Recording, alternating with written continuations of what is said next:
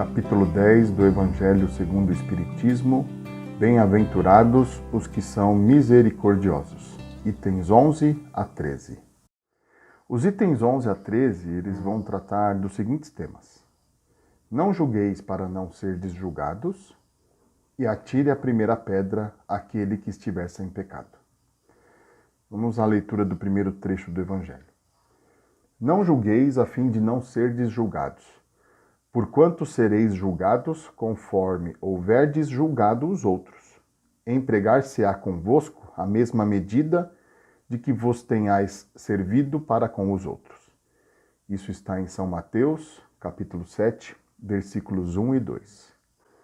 Aqui, inicialmente, a gente pode dizer que Jesus, ele apontou que é importante que não façamos julgamentos, pois com a mesma severidade com que eu, você ou qualquer um de nós julgarmos outra pessoa, você também, nós seremos julgados.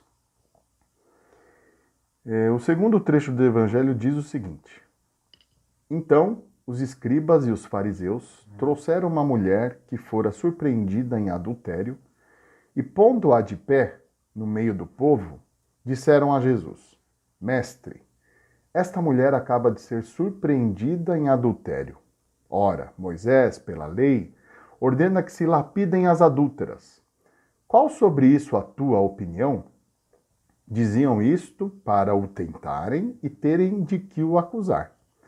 Jesus, porém, abaixando-se, entrou a escrever na terra com o dedo. Como continuassem a interrogá-lo, ele se levantou e disse: aquele dentre vós que estiver sem pecado, atire a primeira pedra. Em seguida, abaixando-se de novo, continuou a escrever no chão. Quanto aos que interrogavam, esses, ouvindo-o falar daquele modo, se retiraram, um após o outro, afastando-se primeiro os velhos. Ficou, pois, Jesus a sós com a mulher, colocada no meio da praça. Então, levantando-se, perguntou-lhe Jesus: mulher, onde estão os que te acusavam? Ninguém te condenou? Ela respondeu: não, Senhor. Disse-lhe Jesus: também eu não te condenarei. Vai-te e de futuro não tornes a pecar. Isso está em São João, capítulo 8, versículos 3 a 11. Aqui a gente pode dizer que Jesus, ao ser ali interpelado, com a situação da mulher adúltera, ele retornou ao povo dizendo que aquele que nunca tivesse errado em sua vida, que atirasse a primeira pedra, ou seja, que se manifestasse naquele momento. E aos poucos as pessoas, sem saber o que falar para Jesus, foram saindo.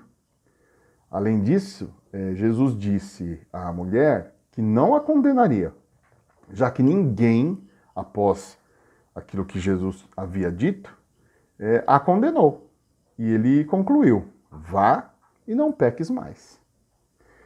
Na vida prática, o não julgueis para não ser julgado nos leva ao pensamento de que aquele que julga, ele tem a obrigação de fazer melhor em relação àquilo que ele está julgando. Então, será que a gente seria capaz de fazer melhor em relação àquela conduta que estamos reprovando? É uma reflexão que a gente tem que fazer. A gente precisa sempre se colocar no lugar do outro, praticar a empatia. Quando a gente se questiona, a gente pode até se surpreender, e chegarmos à conclusão de que às vezes a gente até faria igual àquela pessoa que a gente eventualmente está criticando ali, está reprovando. Então é uma reflexão importante que a gente sempre precisa fazer. No segundo trecho do Evangelho, o texto nos mostra que quem se retirou primeiro, quando Jesus fala quem nunca errou na vida que atire a primeira pedra, foram os mais velhos. Ou seja, teoricamente, as pessoas que são mais sábias, nos levando a crer que eles, naquele momento, admitiram que já erraram ao longo da sua vida. Então, nenhum de nós, praticamente, pode dizer que já não agimos de uma forma equivocada, ou mesmo que já não tenhamos prejudicado alguém com alguma fala ou com uma atitude nossa, né? Então, é difícil a gente dizer que nenhum de nós passou por isso, né? Então, a humildade de a gente admitir que a gente falha é essencial, até para que a gente possa fazer a análise desse trecho do Evangelho. E juntando, né, esses dois trechos, a gente pode refletir sobre quais são os reais motivos pela qual a gente critica outras pessoas ou algumas condutas. Então a gente pode ver de duas formas, né?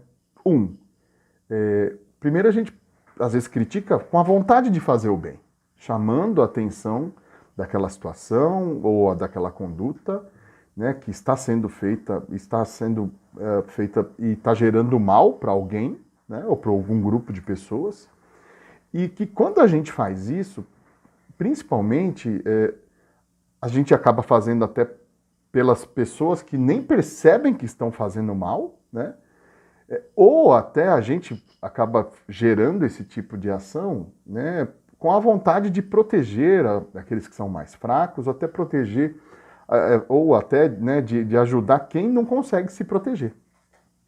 E isso não está errado, né, porque a gente está agindo e tentando indicar aquilo que é certo, né, porque o que é certo, o que é errado, nós temos esses conceitos, né? Então, aqui não há nenhum problema em se criticar, né? E lógico que a gente tem que sempre tomar um cuidado, fazer isso de forma construtiva, mas não se há um problema em relação a isso.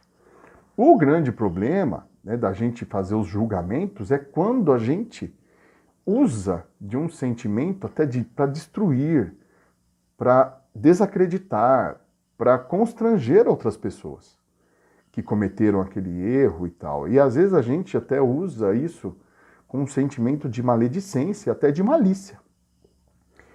A gente acaba, muitas vezes, sendo sarcástico na crítica, né? Com o intuito, né, de constranger a pessoa. E aí, às vezes, a gente tem até por trás disso, né, dessas nossas atitudes, uma vaidade ferida, né, um orgulho, um complexo de inferioridade e que faz com que a gente tenha aquela reação naquele momento e acabe criticando de forma a constranger outras pessoas. A gente precisa sempre pensar nisso. O que está por trás desse impulso nosso, né, dessa crítica que a gente acaba fazendo dessa forma? E aí já não é um ponto legal. Então, aqui acho que o ponto, né, do não julgueis para não ser julgados, né? E também, né, da questão de qual é a forma com que eu posso, né, criticar. Então, quando a gente olha, né, para o texto do Evangelho, Jesus, ele atuou junto à mulher de uma forma de criticá-la, apontar que aquilo estava errado, porque ele falou, vai, não peques mais, mas ele tinha vontade de fazer o bem naquele momento. E aí tudo bem, né? Ele não estava condenando ela naquele momento. Falou, não vou te condenar, como ninguém aqui te condenou depois que eu fiz o comentário. Então, não há nenhum problema em relação a isso. Ele não tinha a intenção de destruir, de constranger a mulher. Ele fez uma crítica, ó, olha, isso está errado, vai, não peques mais.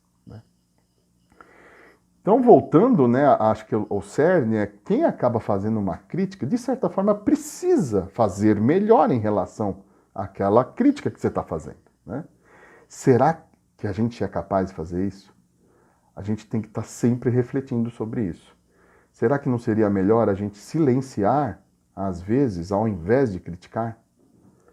Os nossos guias já falaram isso algumas vezes para a gente, eles ensinam isso a todo momento, né? Às vezes é melhor a gente silenciar, até mesmo por caridade em relação a outra pessoa. Então, para concluir, né, Jesus nos deixou esses dois trechos para que a gente sempre levante uma reflexão a respeito disso em relação ao julgamento que a gente faz aos outros ou de ações, de condutas. Para que a gente possa sempre refletir e procurar o melhor caminho a ser seguido.